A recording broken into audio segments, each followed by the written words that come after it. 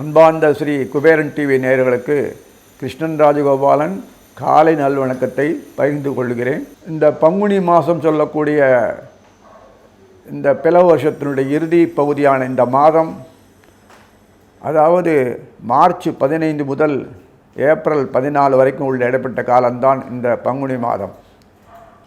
பிளவ வருடம் சுகமாக முடிவதற்கு ஏற்ற அமைப்புக்குள் கொண்டுதான் இந்த ராசி மண்டலத்தை சுழற்சிகளை செய்திருக்கிறார் பகவான். இந்த காலகட்டத்தில் ராகுவும் பெயருவார்.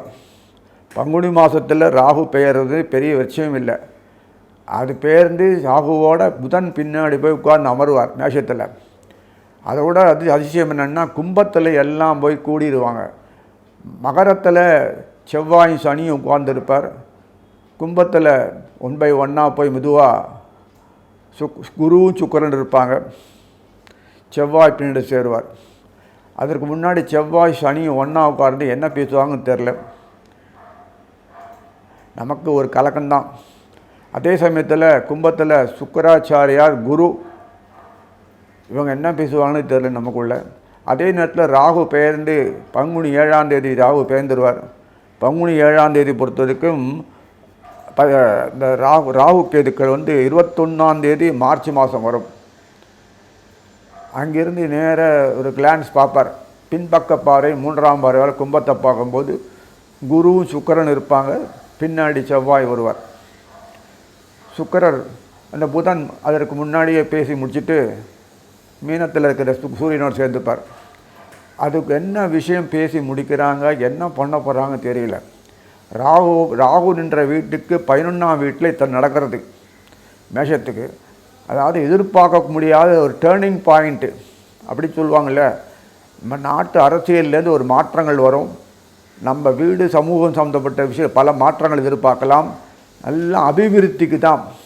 சண்டை பூசல்லாம் ஓஞ்சி அமைதியான ஒரு நல்ல காலம் பிறக்கக்கூடிய அமைப்பு வந்திருக்கு. ஆஃப்டர் வார் அப்படி சொல்லுவாங்களே, ரிக்ளைமேஷன் ஆஃப் ப்ராசஸிங் சொல்லுவாங்களே இங்கிலீஷில். அது மாதிரி நம்ம வாழ்க்கை சீர்பட அமைப்பு கொடுப்பார். கொந்தளிப்புகள் இருக்கும். அது நல்லதுக்கு தான். அதெல்லாம் ஒரு சீரான அமைப்பு, நல்ல கட்டுப்பாடல் சமுதாயம் உண்டாகும். ஏற்றமான வாழ்க்கை தரும், மனமான வாழ்க்கை தரும், சுகமான வாழ்க்கை தரும், நோயற்ற சமுதாயம் உண்டாக்கும். வீண் பிணக்குகள்லாம் நீங்கும். ஒரு டாக்டர்கிட்ட போய் வியாதி சொஸ்தமாக இருதுன்னா அது உண்டான வலிகளுக்கு பிறகு தானே எல்லாமே நீங்கும். அதை போல தான் இந்த ஆப்ரேஷன் சொல்லக்கூடிய இந்த பீரியடில் ஒரு குறிப்பிட்ட சில நாட்கள் மட்டும்தான் ரொம்ப கஷ்டமாக இருக்கும். அதாவது 26ஆம் தேதி மார்ச்சிலேருந்து 13ஆம் தேதி ஏப்ரல் வரைக்கும் உள்ள காலத்தில் கொஞ்சம் நிறைய விஷயங்கள்லாம் அவரோட தனிப்பட்ட குடும்ப வாழ்க்கையில் மாறுதல் ஏற்படும். புதிய ஜீவனங்களில் போவாங்க. புதிய பிஸ்னஸ் ஆரம்பிப்பாங்க. கூட்டு வியாபாரம் ஆரம்பிப்பாங்க. பழைய மூடின போனது இது மறுபடியும் திறப்பாங்க. இத்தனை விஷயங்கள் பலவிதமான ஏற்றங்களை தரும். திருமண வாழ்க்கையில் ஒரு திருப்பம் வரும். குழந்தையே இல்லாதவர்கள் திருப்பி குழந்தைகள்லாம் வரும். பாக்கியங்களாக சொத்தே கோட்டை விட்டு நின்று திருப்பி தானாக சொத்துக்கள் புதுசாக சேரும். நிறைய நிர்வாகத்துறை மாறும். இதெல்லாம் வரும். தனிப்பட்ட வாழ்க்கையில் ப்ரமோஷன்ஸ் இம்ப்ரூவ்மெண்ட் கிடைக்கும். புதிய வேலை கிடைக்கும். ஒதுக்க விட்டவங்களாம் மறுபடியும் கூடிய நல்லா அனுபவிப்பாங்க. இத்தனை வாழ்க்கையில் மாற்றங்கள் வரும்போது தன்னம்பிக்கை, சுயமான ஒரு வாழ்க்கை அமைப்பு, நல்ல ஒரு வாழ்க்கையெல்லாம் கிடைக்கக்கூடிய பாக்கியத்தை எல்லாம் கிடைச்சிருக்காங்க. இந்த குருவும் இந்த பங்குனி மாத கடைசியில் 30ஆம் தேதி மீனத்துக்கு போவார். அங்கே புதனோடு கூடியிருப்பார். சூரியன், புதன், குருவும் இருப்பார். அதற்கு பிறகு புதன் மேஷத்துக்கு போயிடுவார்.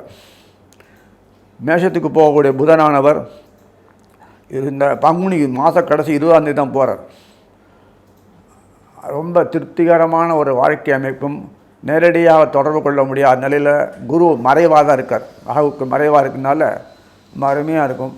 அந்த புதனோட ராகு இருக்கும் காலம் பின்னாடி வரக்கூடிய அமைப்பில் எந்தவித மாற்றம் இருக்க அடுத்த அந்த சமயத்தில் வரக்கூடிய ஒரு நல்ல விஷயங்கள்லாம் நமக்கு கிடைக்கக்கூடிய பாக்கியம் இருக்கும். தனி ராகு என்றைக்குமே பிரச்சனைக்கு உண்டாகும்.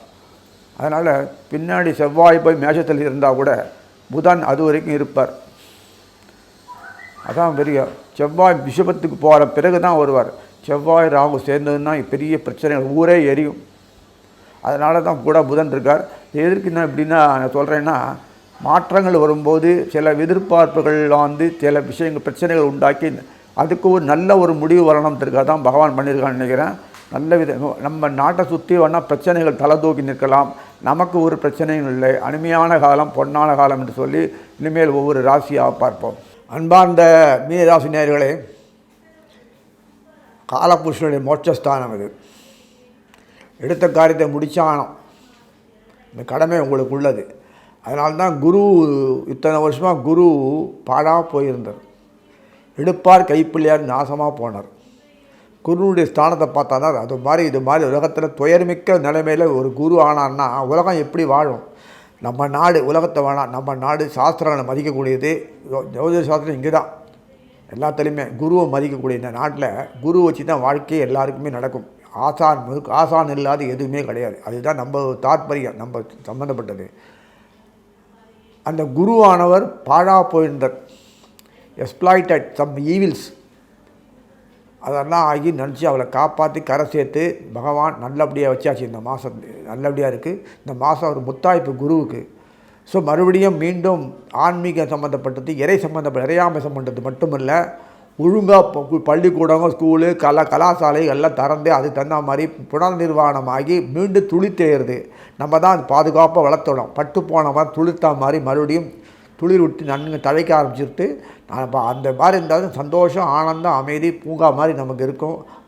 தொழில்கள் தானாக விருத்தி அடையும். குருவுடைய ஆசியும் வேணும். குருவுடைய ஆசி இல்லைன்னா நடக்காது.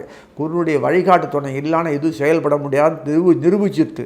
இனிமேல் தம் நாடு தண்ணீரை இந்த குருவானவர் அயனசயன போகத்தில் இருக்கார், கும்பத்தில். கூட யார் இருக்காருன்னா புதன் இருக்கார். புதன் யாருன்னா களத்திரம். கூட யாருன்னா பின்னாடி ஒரு மாத பின்பகுதியில் சுக்கராச்சாரியர் சேர்ந்துப்பார். அப்புறம் பின்னாடி செவ்வாய் வருவார். அயனசயன போகத்தில் இப்படி இருக்காங்களேன்னு நான் கேட்டேன்னா, அயனசயன போகஸ்தானன்றது 3 நிலைகள் கொண்டது. பரந்த பூமியில் பிறந்தாச்சுன்னா கர்மத்தை செயல்படுத்துறதுக்கு அனுபவிக்கணும். அது உண்டான வசதி வாய்ப்புகளை உண்டாக்கணும். நல்ல தூக்கம், ஓய்வு, வளைச்சல், சரீரத்தை கொடுத்து நல்லா மேற்படணும். தன்னை சார்ந்த சரீரங்களெல்லாம் நல்லா பாதுகாத்து கொண்டு வரணும். உயிர்களெல்லாம் அதெல்லாம் இருக்குது. நல்ல ஓய்வு, ரெஸ்ட் எடுக்கிறது, ஆனந்தம் அனுபவிக்கிறது. இந்த 3 தான் அயனசயன போகஸ்தானது. அதான் அந்த அயனசயன போகஸ்தானம் சொல்லி காலபுருஷனுடைய மீனராசியர் நீங்கள் இருக்கீங்க. உங்கள் அயனசயனத்துக்கு இதெல்லாம் கொடுக்குறாருன்னா வாழ்க்கையில் தன்னறிவு அடையணுமா இல்லையா, அதுக்காக தான் கொடுக்குறார். சௌபாக்கியங்கள் குமியும் இந்த மாதம். மீண்டும் பல கலாச்சாரங்கள்லாம் கலாச்சாரம் சம்பந்தப்பட்ட விஷயங்கள்லாம் எடுத்து வரும்.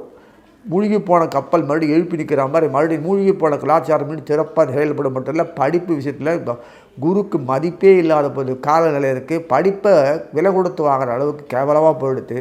எதையோ படித்து எதையோ வாழ்ந்து எதையோ சாப்பிட்டு எதையோ போய் இதுக்காக நம்ம பிறக்கலை பூமியில். ஸோ இறையாமை சொத்து தான் மூடு. இந்த குரு தொடர்பு இருந்து தான் வழிகாட்டி, வாழ்க்கைக்கு வழிகாட்டி குரு தான். வெறும் படிப்பு சொல்லுவது பதில் குரு இல்லை, வாழ்க்கைக்கே வழிகாட்டி நமக்கு சம்பந்தப்பட்ட பூர்வப்படி சொல்லக்கூடிய அத்தனை விஷயங்கள் அனுபவிக்கிறதுனா குரு தயவு தான். விருத்திக்கு வரணும். வம்சத்தில் விருத்தி, தொழில் விருத்தி, வம்ச விருத்தி, ஆயுள் விருத்தி, தன விருத்தி, அதில் எல்லாம் இருக்குது இல்லையா. அத்தனை விருத்திகளுக்கும் குடும்ப விருத்தி இதெல்லாம் வரும்போது அந்த எல்லாம் ஒரே ஒருத்தர் தான் காரணம். அவர் தான் குரு. அவருடைய பார்வைக்கு தான் அவ்வளோ விசேஷம். குரு தன்னுடைய 12ஆம் வீட்டில் தன்னுடைய வீட்டுக்கு 12 அயனசயனத்தில் உட்கார்ந்தாலும் அங்கேருந்து பார்க்கும்போது தன்னுடைய பார்வை பார்க்கும்போது தன்னுடைய அந்த மீனத்துக்கு உண்டான 6ஆம் வீடு சொல்லக்கூடிய சூரியனுடைய வீடு பக்கா ஆகிடுறது. அதே மாதிரி குரு அங்கேருந்து பார்க்கும்போது அந்த தன்னுடைய பார்வையில் பார்க்கும்போது அந்த சப்தமம் சொல்லக்கூடிய கும்பத்துக்கு மீனத்துக்கு 6ஆம் வீடு சுத்தமாக ஆகிடுறது. அதே சமயத்தில் அந்த குருவினுடைய பார்வை வரும்போது விச்சிகம் சொல்லக்கூடியது அந்த இடத்துல வரணும். ஆனால் அஷ்டமம் இந்த அஷ்டமம் சொல்லக்கூடிய இந்த இதுக்கு துலாத்துக்கு குருவுடைய பார்வை கிடைக்கிறது. அப்போ அந்த பாதிப்புகள்லாம் மாறத்துக்கு அமைப்பு உண்டாகுது. பாதிப்புகள்லாம் விலகி போனாங்க தான் நம்ம அனுபவிக்க முடியும். வாழ்க்கையில் தடைகள் கலைகள் இருந்து அது மீறி எடுத்து போராடினா சக்ஸஸ்ஃபுல் மேனாக வருதுன்றது வாழ்க்கை தான். அது நம்ம அனுகூலமான நிலையில் அமைஞ்சால் தான் நம்ம சக்ஸஸ்ஃபுல் மேனாக வர முடியும். அந்த நிலைக்கு தான் அமைப்பு தள்ளப்பட்டிருக்கனால இந்த மாதம் பொறுத்த வரைக்கும் குருவனுடைய அமைப்பு சூப்பராக இருக்குது. அமைப்பு நன்னாக இருக்குது. அவர் இந்த சந்தோஷத்தில் நம் ராகுனுடைய பாறை கிடைக்கிறது. ராகுனுடைய பாறை கிடைக்கும்போது கூடயே புதன் இருப்பார். அந்த இந்த குரு சம்பந்தப்பட்ட இந்த சுக்கராச்சாரியர் இருப்பார், தொடர்புள்ள இருப்பார். பின்னாடி அந்த செவ்வாயும் வந்துடுவார். அந்த அமைப்பு கும்பத்து அயனசயனத்தில் இப்போ கிடைக்கிறது. அதனால் ராகுனுடைய பார்வை கிடைக்கிறது. ராகுனுடைய பார்வை கிடைச்ச பிறகு சம்மந்தப்பட்ட விஷயங்கள் தொடர்பு கொண்ட பிறகு அந்த அதிசாரத்தில் பேக்கப் இருக்கிறதுனால அதிசாரத்தில் குரு தன்னுடைய ஜென்மராசி சொல்லக்கூடிய மீனத்துக்கு வந்தால் கூட என்னை பொறுத்து குரு பேச்சினார் சொல்லக்கூடிய அந்த அமைப்பில் எல்லா துறையிலும் கொலைநாள் அந்த பார்வை 5ஆம் வீடு 7ஆம் வீடு 9ஆம் வீடு வருது ஜென்மராசி. அந்த தோஷம் எல்லாம் போயிடுறது. அப்போ தன்னிறைவு அடையுமா முடியுமா? தானாக அடைவீங்க. இதெல்லாம் இந்த டேர்னிங் பாயிண்ட்டு இந்த வருஷத்து தான் அதிகம் கிடைக்கிறது. காரணம் 60 வருஷத்துக்கு முன்னாடி அதே வருஷம் இது வரும்போது அந்த பிளவ வருஷம் வரும்போது இது நடந்திருக்கும். அந்த 60ஆவது வயசுன்றது ஒரு முக்கியமான வாழ்க்கையில் எல்லாருக்குமே சஷ்டியப்தி பூர்த்தி முக்கியம். அந்த மாதிரி இந்த விஷயத்தில் இது அவர் பெரிய நிகழ்வுகளுக்கு பிறகு தான் அந்த மறுமலர்ச்சி கொடுத்துருக்கான் பகவான். இப்போ பாரத நாடு தண்ணீர் அடையணுமா வேணாமா? ஓரளவுக்கு அடையணும் இல்லை, எல்லாத்துக்குமே எதிர்பார்த்து இது நூண்டு வாழ்க்கையில் வாங்கி இதுக்குள்ளேயே அடைக்கணும்னா மீன் தொட்டிக்குள்ளே மீன் வாழற மாதிரி இருக்குது. அது கடலில் வாழணும், சமுத்திரத்தில் வாழணும், இதில் வாழணும், ஆற்றில் போகணும். அப்படி வாழ்ந்திருந்த மீனை தொட்டியில் போட்டோன்னா அது துருவன் தொட்டியில் ஃபேன்சி ஆக்கிறேன். வாழ்க்கையில் ஃபேன்சி ஆகிட்டேன். அது கூடாதுன்னு தான் இந்த வாட்டி நிறைய கொடுக்குறார் பகவான். ஏதாவது மீனத்தை பற்றி நிறைய அதுக்கு அலைகடல் தெரியும். இந்த கடல் கடந்து போய் வியாபாரம் பண்ணாலும் கோடி சம்பாதிச்சு வரலான்ற அமைப்பு தான் இந்த கொடுத்துருக்கு. அதனால் உள்நாட்டிலையும் நல்லா செழிப்பாக இருக்க முடியும், வெளிநாடு செழிப்பாக இருக்க முடியும். அந்த குருவினுடைய ஆதிக்கம் இந்த மாதத்தில் உயர்த்த புகழப்பட சொல்லப்பட்டிருக்கிறது. மேலும் வக்கரமே இல்லை, கிரகம் பாருங்கள் நல்லாவே இருக்குது. சனீஸ்வரன் 30 வரைக்கும் லாபாதிபதி லாபத்திலே இருக்கார். அந்த லாபாதிபதி உட்கார்ந்து முதல்ல செவ்வாயோட கூடி செவ்வாய் குருவுக்கு முக்கியமான மீனத்துக்கு தனாதிபதி பாக்யாதிபதி கூடி கழிச்சிருக்காங்க. சப்தமாதி புதனும் சூடு சேர்ந்து அனுபவிச்சிருக்காரு. அப்புறம் தான் அந்த குருவும் புதனும் சப்தம் கலத்திரமும் டீம் ஒர்க்காக பண்ணிருக்காங்க, பார்ட்னர். அயன செய்த போகத்தில் 12ஆம் வீடு விருத்தி ஆனாலே உங்களுக்கு எல்லாத்தையும் விருத்திக்கு தான் 12ஆம் வீடு கொடுத்துருக்கு. மறைமுகமாக செய்கிறதுன்றது வாழ்க்கையில் நடக்கக்கூடிய பின்னாடி வரக்கூடிய விஷயங்கள் எல்லாத்தையும் மறைமுகமாக செய்ய முடியும். முன்னாடியே ஃபோக்கஸ் பண்ணுறது இல்லையே. நிகழ்வுகள்ன்றது வரும்போது எதிர்கால நிகழ்வுகள்னால் அது மறைமுகம் தானே, முன்னாடி தெரியாது ரிசல்ட்டு. அதனால் அந்த 12ஆம் வீட்டில் வரும்போது அத்தன் மறைமுகமான வாழ்க்கைக்கு வித்துட்டால் தான் அது பின்னாடி ரிசல்ட் ஓரிட்டு நல்ல விஷயமாக வர முடியுன்றது பெரியவங்களுடைய வாக்கு. அயனசோயனம் பாதிச்சுன்னா மொத்தமே காலி, அதான் உண்மை. அது நம்ம நாட்டுக்கு இல்லை, நம்ம நாடு சுற்றி இருக்க நாடுகளில் அயனசோயன போவாங்க. காலி ஆகிடுச்சுன்னா என்ன அர்த்தம்? ஒரே பிரச்சனை, போய் வாய் நிம்மதியாற்று எப்போதும் கொலை வெறி இதெல்லாம் நடக்கும். பாழாக்குறது வாழ்க்கையில் அதெல்லாம் சுற்றி ஒரு நாடு நடக்கும். இந்த மாதம் நடக்கும். இந்த மாதத்துலேயே 26ஆம் தேதியில் பெரிய பிரச்சனை தான் இருக்கும். நம்ம தலையிடக்கூடாது விஷயம்லாம் நம்ம நாடு வரைக்கும் பார்த்து சந்தோஷமாக அனுபவிச்சுன்னு போங்க. நம்ம குடும்பம் நம்ம சமுதாயம் ஏற்றம் நம்ம நாடுக்குள்ளே 26 ஸ்டேட்டுக்குள்ளே அப்படியே அனுபவிச்சு 35 ஸ்டேட்டுக்குள்ளே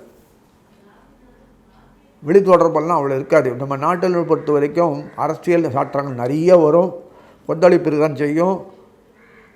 நம்ம நாட்டு மக்கள் நமக்குள்ளே சண்டை போடுகிற மாதிரி தான் இருக்கும் தவிர அதில் ஒரு பெரிய பிரச்சனையும் இல்லை. அது அரசியல்வாதிகள் அவங்க பார்த்துக்கிறாங்க, நாட்டு ஆளுறவர்கள் பார்த்துப்பாங்க. நம்ம சாதாரண பிரஜைகள் தான், நமக்கு எந்த பாதிப்பும் இருக்காது. அனுமையாக அனுபவிச்சு வாழ்க்கையில் அனுபவிக்கலாம்.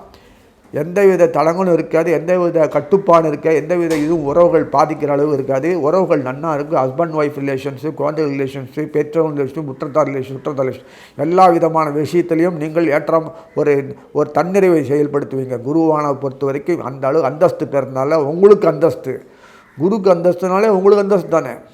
எனக்கு நட்சத்திரங்களை பார்த்தா தெரியும். புரட்டாதி, உத்திரட்டாதி, ரேவதி, புதன் ரேவதி எப்பேற்பட்ட ஆள் உங்களுக்கு. அவர் தான் சொத்துக்கே பொறுப்பு. புரட்டாதி அவரே தான், குருவே தான். உத்திரட்டாதி சனீஸ்வரன் முக்கியம் இல்லையா? அயனசேன போகம் லாபாதிபதி சனீஸ்வரன் தயவு இல்லைன்னு எதுவுமே உலகம் சொல்லி உங்களுக்கு எல்லாருக்கும் தெரியும். அப்பேற்பட்ட நிலையில் இருக்கிற சனீஸ்வரன் முக்கியமான செயல்படுறார். செவ்வாய் செயல்படுறார். செவ்வாய் முக்கியமான ஆள். தனாதிபதி மட்டுமில்லை, பாக்யாதிபதி. அவர் பொறுப்பை ராகு தலைமையில் சிறமேற்கொண்டு செய்கிறதுனால அட்டகாசமான வாழ்க்கை உங்களுக்கு உயர கொண்டு நிப்பாட்டுவார். குருவினுடைய பெருமையை உலகத்திற்குரிய காலமாக அமைந்திருக்கிறதுனால உங்களுக்கு பொற்காலமாக இருக்குன்னு சொல்லி வாழ்த்தி அமைகிறேன். ஸ்ரீ குபேரன் டிவியை பார்த்தமைக்கு நன்றிகள். மேலும் இது போன்ற தகவல்களை தெரிந்து கொள்ள ஸ்ரீ குபேரன் டிவியை சப்ஸ்கிரைப் செய்யுங்கள். மறக்காமல் பெல் ஐக்கானை கிளிக் செய்யுங்கள்.